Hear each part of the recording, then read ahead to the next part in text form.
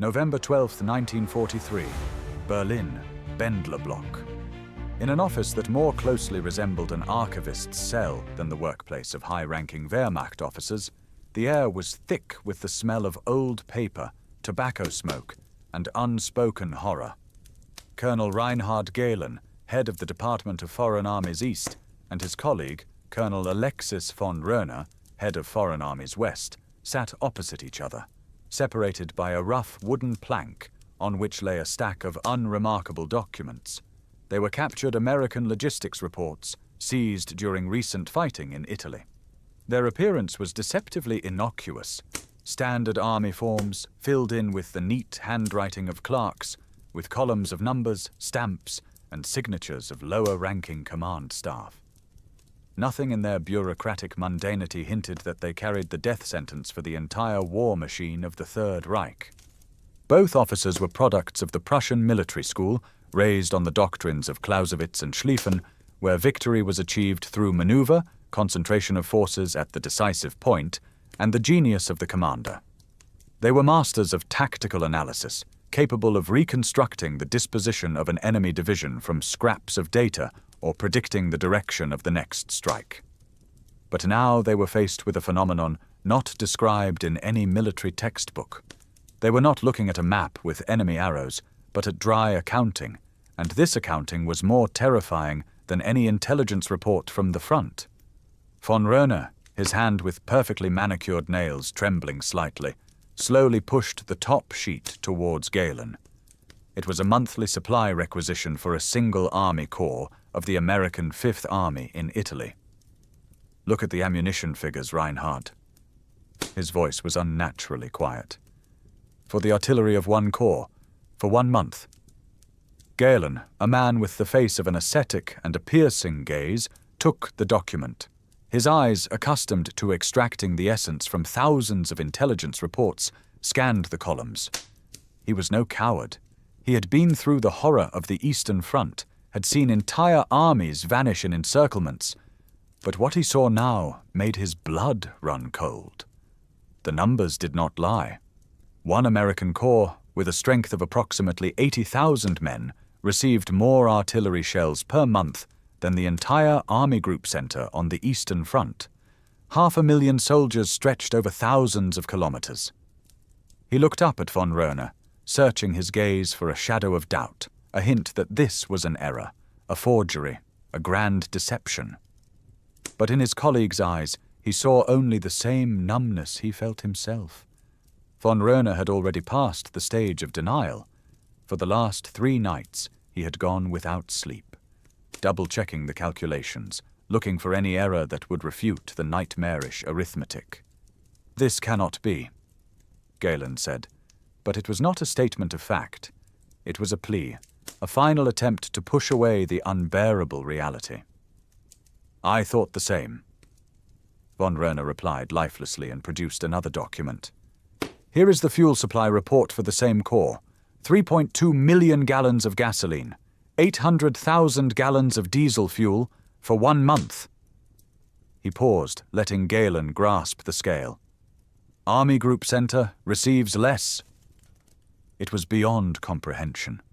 German tank divisions, which had scythed through the East, stood idle for months without fuel, awaiting the delivery of a few tanker wagons that often never arrived due to partisans or Soviet aviation.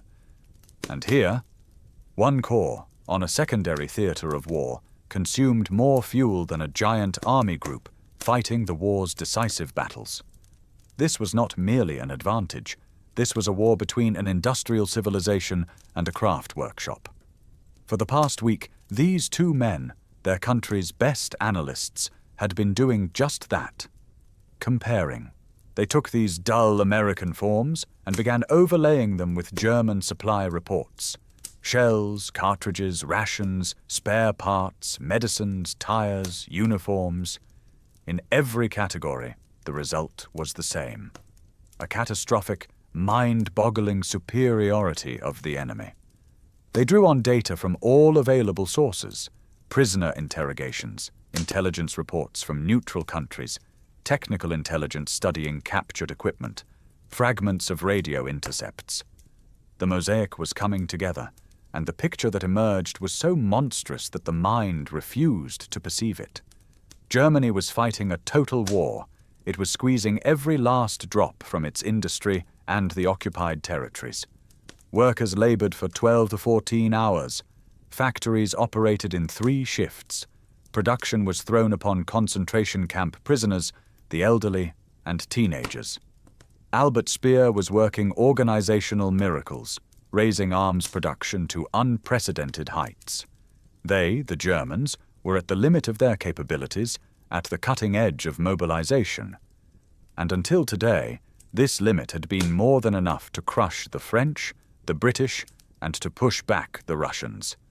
America, according to these papers, had not even begun to truly strain itself. For them, these volumes were routine, standard operating procedure. This was not military production. It was conveyor belt consumption. They were not producing weapons.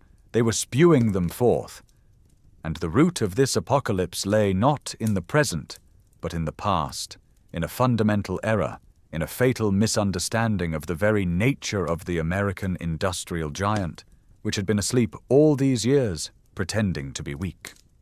The path to this moment of bitter enlightenment did not begin in November 1943, nor even in 1941, with America's entry into the war. Its roots went back to the 1930s, to the very heart of the Nazi worldview, which proved incapable of comprehending the phenomenon of the United States. The German assessment of American potential was distorted from the very beginning by the prism of racial ideology and the experience of its own extremely militarized economy. In May 1940, when President Franklin Roosevelt announced to Congress production targets of 50,000 aircraft per year, and then hundreds of thousands of tanks and guns, these declarations were met with skeptical smirks in Berlin. Intelligence reports conveying these figures landed on the desks of Hitler and his inner circle, and the reaction was unanimous. It was a bluff, cheap propaganda designed to intimidate the Reich and boost morale in London. The assessment seemed impeccably logical.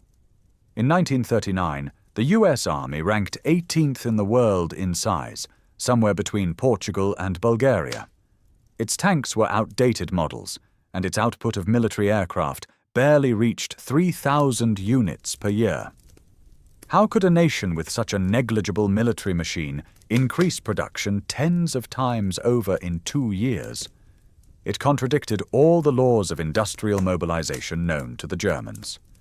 Reichsmarshal Hermann Göring, as a well-known though unverified story goes, reacted with contempt. The Americans can only make refrigerators and razor blades. Whether the phrase was precise or apocryphal, it absolutely accurately reflected the sentiment prevailing at the top of the Reich. The German leadership sincerely believed that American industry, oriented toward consumer goods, was incapable of creating high-quality weaponry. German engineers and workers had been preparing for war since 1933, honing their skills in creating Wunderwaffe, wonder weapons. How could this be countered by a conglomerate of factories producing cars, vacuum cleaners, and agricultural tractors? What the Germans overlooked, and this was their fatal strategic mistake, was not the absence of American military factories, but the presence of colossal, dormant industrial power. The Great Depression had left behind empty workshops, idle machine tools, and millions of unemployed, highly skilled workers. The American industrial giant was not asleep. It was in an artificial coma. Roosevelt's call for mobilization was not a command to build a new industrial complex from scratch, but a signal to awaken. It was not mobilization, it was reactivation. Germany, by contrast, had no such reserve. By 1940, its economy was already operating at its limit, at full capacity, heated up by years of rearmament. The Germans had no idle factories to be repurposed, no legions of unemployed engineers to be called up. Their growth could only be achieved by building new enterprises, which took years, seizing the industry of occupied countries, which was fraught with sabotage and low productivity, or exploiting slave labor, which solved the problem of quantity but not quality. The starting positions were fundamentally unequal. America possessed giant potential. Germany, giant strain. Colonel von Rönne and his Department of Foreign Armies West bore formal responsibility for tracking this potential. An aristocrat from an old Prussian military family, von Rönne was the epitome of professionalism, methodical, meticulous, devoted to objective analysis. His network of sources was extensive: radio intercepts, agents in neutral countries, Switzerland, Sweden, Turkey, interrogations of prisoners of war, captured documents, limited but valuable aerial reconnaissance data. However, throughout 1941-1942, the picture emerging from these reports was contradictory and confusing. Some sources reported fantastic production growth rates, factories working 3 shifts, tens of thousands of aircraft rolling off assembly lines. Others reported labor conflicts, inefficiency, and the low quality of the first models of equipment. The German command, at the peak of its successes, instinctively chose to believe the reports that matched their preconceptions. The psychology of confirmation bias, the tendency to search for and interpret information that confirms existing beliefs, was not exclusively a German phenomenon. But in a total war, the price of this cognitive error proved catastrophic. Why believe in fairy tales about an industrial colossus when the panzers had overrun France in a few weeks, when the Luftwaffe dominated the skies of Europe, and when Dönitz's wolf packs were sinking ships faster than the enemy could build them? Such was the cozy but deadly illusion in which Berlin resided. The first cracks in this facade of confidence appeared not in the offices of Berlin, but in the dusty deserts of North Africa. Operation Torch in November 1942, and the subsequent battles, especially the rout of American forces at the Kasserine Pass in February 1943, seemed to confirm all German stereotypes. American soldiers were inexperienced, their commanders indecisive, their tactics clumsy. The Germans had scored an unequivocal tactical victory. However, for commanders like Field Marshal Erwin Rommel, these victories brought no euphoria. They were alarmed by something else, something that defied familiar tactical analysis. In his reports to Berlin, Rommel pointed with growing alarm to a phenomenon he called material abundance. American units that had suffered heavy losses and lost most of their equipment received complete replacements, new tanks, guns, trucks, in a matter of days. Supply depots captured by German troops surpassed in scale the supply bases of entire German armies. The enemy's artillery fired with a density German gunners could only dream of. Rommel, a sober tactician, understood what had not yet reached Berlin. Tactical superiority becomes meaningless when the enemy possesses the ability to instantly regenerate any losses, like a hydra growing 2 new heads for every one cut off. He even proposed evacuating the Africa Corps, understanding that the war in this theater had turned into a meaningless war of attrition that Germany was doomed to lose. In Berlin, his warnings were perceived as the habitual pessimism of the desert fox, who was always asking for more reinforcements. Hitler personally rejected his assessment, stating that the will to win and superiority in fighting spirit would overcome any material difficulties. The Führer's worldview, shaped by the experience of trench warfare where the stamina of the individual soldier decided the outcome of a battle, could not accommodate the concept of a war where the outcome was decided not by men at the front, but by workers at the conveyor belt and engineering technologists. But for analysts like von Rönne, the alarming signals from the front could not be simply dismissed. And soon they had irrefutable evidence, not the stories of the defeated, but dry numbers that could not be ignored. The surrender of the Axis in Tunisia in May 1943 provided German intelligence with an unexpected and rich source of information. Over 125,000 German prisoners of war, among them soldiers and officers of all branches and levels. Systematic interrogations, conducted using standardized questionnaires, revealed a strikingly uniform picture. Regardless of rank or unit, the prisoners unanimously described an abundance unimaginable to a German. Discarded food, equipment abandoned due to minor breakdowns, mountains of gear in warehouses that seemed bottomless. Medicines, including sulfonamides, a scarcity even in Germany, were available to the Americans in excess. Some noted with astonishment that the food in American captivity was better than the rations in their own field army. These subjective testimonies, however unanimous, could have been dismissed as the exaggerations of the defeated, but soon they began to be confirmed by much more objective and far more terrifying documents. We are talking about those very dull supply forms studied by Gehlen and von Rönne. Their strength was in their routine nature. These were not propaganda leaflets, but the internal accounting of an army not intended for foreign eyes, and the numbers in them were apocalyptic. Von Rönne, with his characteristic methodicalness, began a systematic analysis. He took reports from one American corps in Italy as a basis and began extrapolating the data. If one corps of roughly 80,000 men consumed so many tons of ammunition, fuel, and received so many pieces of equipment per month, then how much must dozens of such corps, scattered around the world, in the Pacific, the Mediterranean, Britain, preparing for the landing in Europe, consume? The results of the calculations left no room for doubt. The total logistical capacity of the United States surpassed the German by orders of magnitude. This was superiority not in degree, but in kind. A different, unattainable for the Reich, civilizational level. Von Rönne's inquiries to other intelligence departments and agent networks brought new, now strategic, data. The picture forming from the fragments was monstrous. Tanks. The Germans proudly tracked their own production growth, from about 1,400 tanks in 1940 to a peak of 19,002 in 1944, including assault guns. This was a colossal achievement, requiring the titanic efforts of Speer. But the American figures defied comprehension. In 1940, 331 tanks, in 1942, already 24,997, and in 1943, 38,497 units of armored vehicles. The Chrysler plant in Detroit alone, the famous Detroit Tank Arsenal, produced up to 900 Shermans per month. In December 1942, it set a record, 896 vehicles. One plant, almost as many as the whole of Germany in its best months.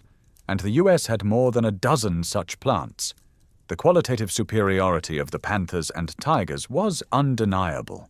One Tiger could knock out several Shermans, but American industry calmly responded to this with the iron law of arithmetic. Fine, and if we send 5 Shermans against 1 Tiger, or 10? Aircraft. Here the gap was even more crushing. In 1944, in the midst of fierce fighting and under the impact of strategic bombing, Germany produced about 39,800 aircraft, its absolute record. American production that same year reached 96,118 machines. The Luftwaffe was perishing not so much from a lack of pilot skill, but because American and British factories built planes faster than German aces could shoot them down. The sky over Germany became clear not because the Allies had better fighters, although by 1944 that was also true, but because they had 5 times as many. Even the revolutionary jet Me-262s, of which about 1,400 were produced, could not change the balance, being a drop in the ocean of Mustangs, Thunderbolts, and flying fortresses, ships. This was perhaps the most devastating blow to German strategy. The entire hope for victory in the Battle of the Atlantic was based on a simple calculation. Dönitz's U-boats had to sink ships faster than the enemy could build them. In 1942, the golden year for the submariners, they sent 6.3 million tons to the bottom. It was a grand victory. But when German intelligence received data on the construction of the Liberty ships, standardized dry cargo ships, their initial reaction was disbelief. Reports that these 10,000-ton vessels were built on average in 42 days, and some in 4 to 5 days, seemed like absurd propaganda. German shipbuilders, accustomed to construction cycles lasting months, if not years, refused to believe it. But it was true. The Americans applied the principles of the automobile assembly line to shipbuilding. Welding instead of riveting, sectional pre-assembly, standardization down to the last bolt. At its peak in 1943, the US was launching 3 Liberty ships per day. That same year, 19.2 million tons of merchant shipping were built, while U-boats sank 2.6 million. America built ships 7 times faster than Germany could sink them. The mathematics of the Atlantic became inexorable. Even if every German U-boat returned victorious, it would not change the outcome. Victory in the Battle of the Atlantic was won not by destroyers or escorts, but by the assembly lines of the shipyards in Richmond and Baltimore. Steel. All these achievements rested on a foundation of steel. Steel is tanks, ships, guns, shells. In 1943, Germany, using all its resources and the capacity of occupied Europe, smelted 30.6 million tons of steel. This was its limit. The United States produced 80.6 million tons that same year. A simple, murderous fact: the US had almost 3 times more raw material for war. The Allies together produced almost 150 million tons against Germany's 30. The war that Germany was fighting on 5 fronts was being waged with 1/5 of the steel potential of its opponents. Such a war could not be won. It could only be lost, and the price of that defeat was determined precisely by this ratio. It was these numbers, not lines on maps, that Gehlen and von Rönne saw before them. They understood that Germany was no longer fighting armies, but an industrial power that so surpassed its own that this superiority became abstract, almost metaphysical. They realized that the courage of the German soldier, the tactical genius of the commander, and the quality of the Wunderwaffe were like spears against machine guns. The outcome was predetermined. Only one question remained: how many more lives would be sacrificed to this unwillingness to see the truth, written in the language of numbers?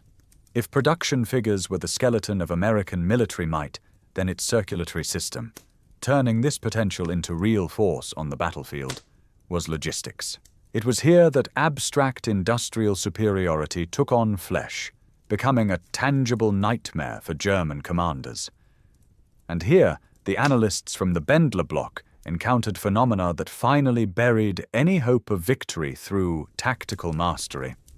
The most vivid example was the Red Ball Express, an emergency trucking operation organized by the Allies after the breakout from Normandy in August 1944. German intelligence, tracking it through aerial reconnaissance and agent reports, obtained data that seemed incredible. At the peak of the operation, from August 25 to September 6th, nearly 6,000 trucks circulated along specially designated and guarded roads in France, transporting an average of 12,500 tons of cargo per day. The record daily figure was 12,342 tons. To understand the full horror of these figures for the German command, one had to compare them with their own capabilities.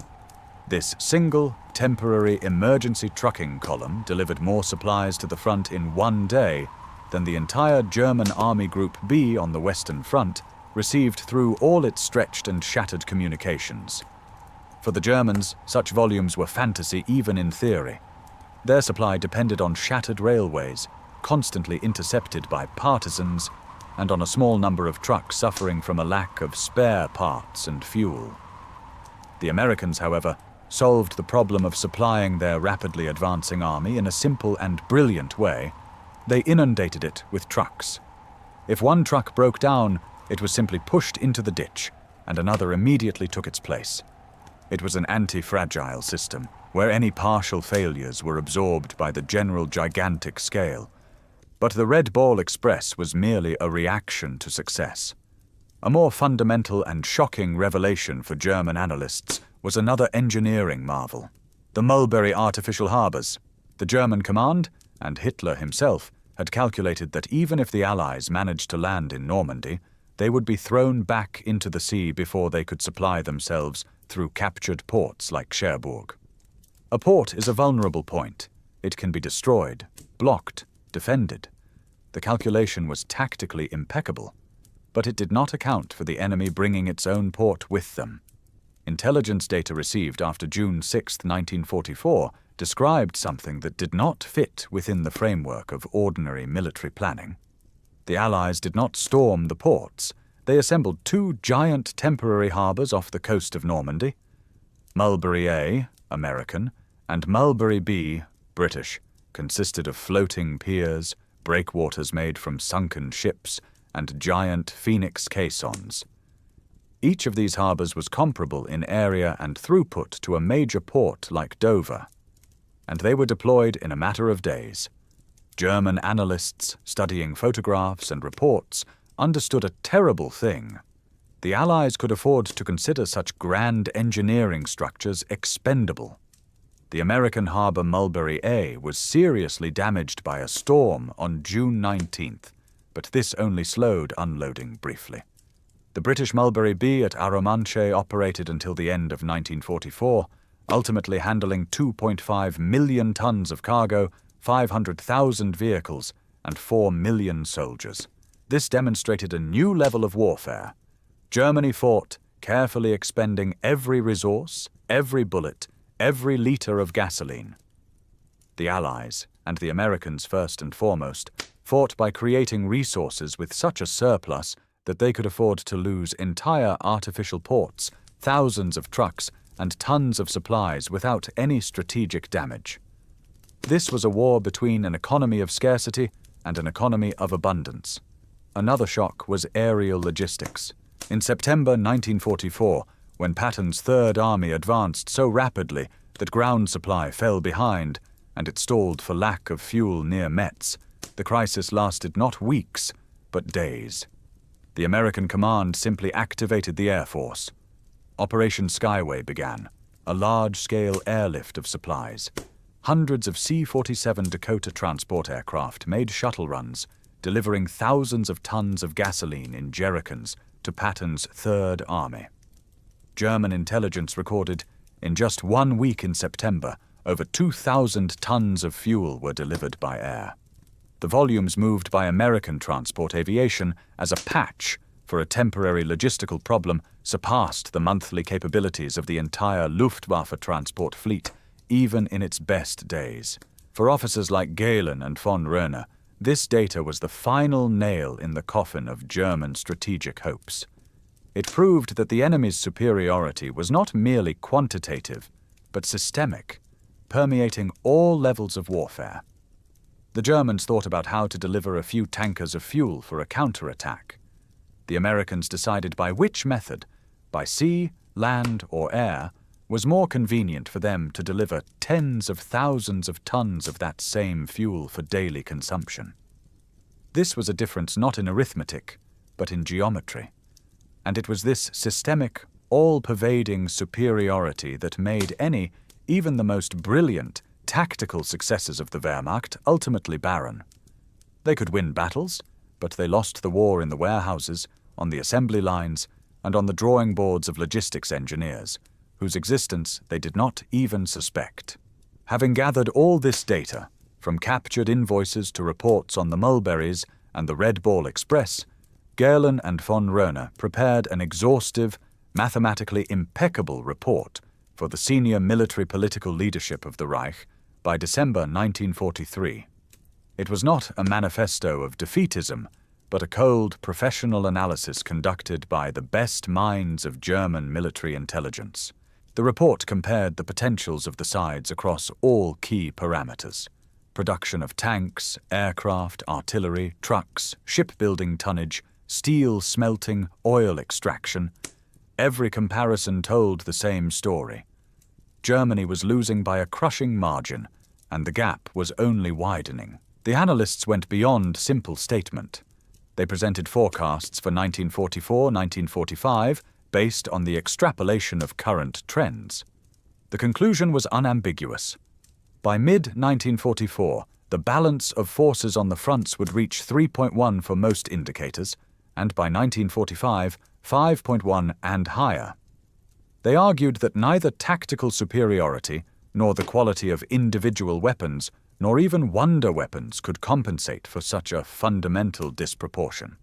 A war of attrition was a priori lost by the side whose industry could not replenish losses. They suggested the leadership consider the only reasonable options in the given situation: seeking a political solution, transitioning to strategic defense to preserve strength, or, at a minimum, abandoning costly offensive operations that only accelerated the exhaustion of already limited resources. The reaction they received became the tragic finale of all their painstaking work. Instead of cold analysis, they were met with fanatical faith. Hitler and his inner circle rejected the report, declaring it defeatism and sabotage. The figures were declared enemy propaganda. Mentions of America's unlimited resources provoked angry tirades about the superiority of the German will, racial spirit, and revolutionary fervor. Hitler referred to Frederick the Great, who had managed to hold out against a coalition of superior forces in his time, seeing a historical precedent in this. He spoke of wonder weapons, jet aircraft, new type 21 U-boats, V-2 rockets, that were supposed to radically change the situation. It was a clash of two realities: the reality of numbers, facts, and logic, presented by intelligence, and the reality of myth, faith, and ideological obsession on which the regime rested.